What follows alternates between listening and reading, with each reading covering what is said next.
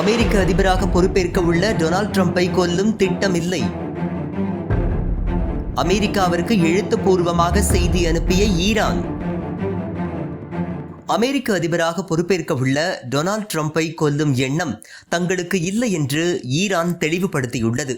கடந்த செப்டம்பர் மாதம் அமெரிக்க அதிபராக இருந்த ஜோ பைடன் ட்ரம்பின் உயிருக்கு ஆபத்து விளைவிக்கும் வகையில் எந்த ஒரு நடவடிக்கை மேற்கொண்டாலும் அது போருக்கான அழைப்பாக கருதப்படும் என ஈரானுக்கு தெரிவித்திருந்தார்.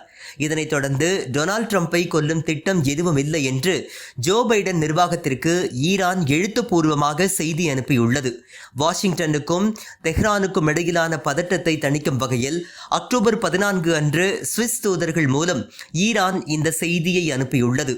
தேர்தலுக்கு முன்பு ட்ரம்ப் மீது நடத்தப்பட்ட கொலை முயற்சி தாக்குதல்களுக்கு ஈரான் காரணமாக இருக்கலாம் என குற்றச்சாட்டுகள் எழுந்தன. மேலும் 2020ஆம் ஆண்டில் மேஜர் ஜெனரல் காசிம் சுலைமானி கொல்லப்பட்டதற்கு பதிலடியாக ட்ரம்ப் மீது ஈரான் தாக்குதல் நடத்தக்கூடும் என்ற பதற்றம் நிலவி வந்தது. ஆனால் ஈரானிய அதிகாரி ஒருவர் சுலைமானியின் மரணத்திற்கு வன்முறை மூலம் தீர்வு தேடாமல் சர்வதேச சட்ட வழிகள் மூலம் நீதியை தொடர விரும்புவதாக தெரிவித்துள்ளார்.